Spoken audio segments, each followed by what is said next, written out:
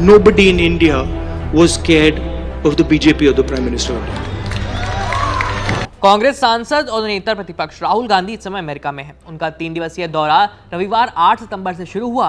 राहुल गांधी ने रविवार को अमेरिका की टेक्सास यूनिवर्सिटी में छात्रों को संबोधित करते हुए बीजेपी, आरएसएस और पीएम मोदी पर जमकर हमला बोला। यही नहीं, राहुल गांधी ने बीजेपी और पीएम मोदी पर संविधान को खत्म करने का आरोप तक लगा दिया। राहुल गांधी ने कहा, आरएसएस का मानना है कि भारत एक विचार है और हमारा मानना है कि भारत विचारों की बहुलता है। बिल्कुल अमेरिका की ही तरह हमारा भी मानना है कि बिना किसी भाषा, धर्म, परंपरा, इतिहास की परवाह किए बिना सबको सपने देखने की आज़ादी मिलनी चाहिए, सबको मौका मिलना चाहिए। राहुल गांधी टेक्सास यूनिवर्सिटी में आगे कहते हैं कि उनकी ये लड़ाई 2024 के लोकसभा चुनाव में ज़्यादा स्पष्ट हो गई जब भारत के लाखों लोगों ने स्पष्ट रूप से समझा कि भारत के प्रधानमंत्री भारत के संविधान पर हमला कर रहे हैं। मैंने आपसे जो कहा है वो संविधान में है, ऐसा राहुल कहते हैं, और आधुनिक भारत की नींव संविधान में है। राहुल ने बीजेपी पर हमला बोलते हुए और क्या कहा, सुनिए। When I used to raise the constitution like this, people understood what I was saying. They were saying that the BJP is attacking our tradition, attacking our language, attacking our states, attacking our histories. And most importantly, what they understood was that anybody who is attacking the Constitution of India is also attacking our religious tradition.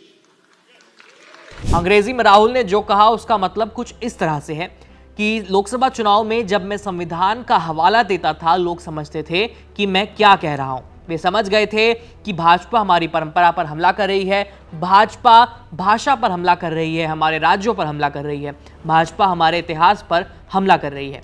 Rahul कहते हैं कि भारत के लोगों ने यह समझा कि जो कोई भी भारत के संविधान पर हमला कर रहा है, इसका मतलब है कि वो हमारी धार्मिक परंपरा पर भी हमला कर रहा है। राहुल के अमेरिका में दिए इस भाषण पर बीजेपी के सांसद गिरिराज सिंह ने उन्हें देशद्रोही बता दिया है, सुनिए। उनको नहीं मालूम है, आरएसएस जब इनकी दादी 71 का पाकिस्तान से लड़ाई था, उस समय आरएसएस की भूमिका दादी से जाकर के, अब ऊपर जाके पूछने का कोई टेक्नोलॉजी हो तो जाके पूछें या इतिहास के पन्नों में देखें।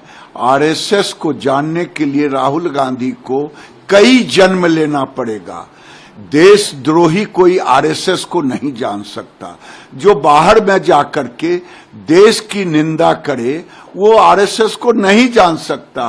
राहुल गांधी लगता है भारत को बदनाम करने के लिए ही विदेश जाते हैं। बीजेपी सांसद गिरिराज सिंह ने राहुल गांधी पर विदेशी धरती पर देश को बदनाम करने का आरोप लगा दिया। साथ ही उन्होंने यह भी कहा कि आरएसएस ने 1971 के युद्ध में इंदिरा गांधी और देश की बहुत मदद की थी और आरएसएस को समझना राहुल गांधी के बस की बात नहीं है। बाकी इस मुद्दे पर अपनी राय हमें कमेंट करके जरूर बताएं और देखते रहिए यूपी लाइव। मेरा नाम है आयुष, धन्यवाद।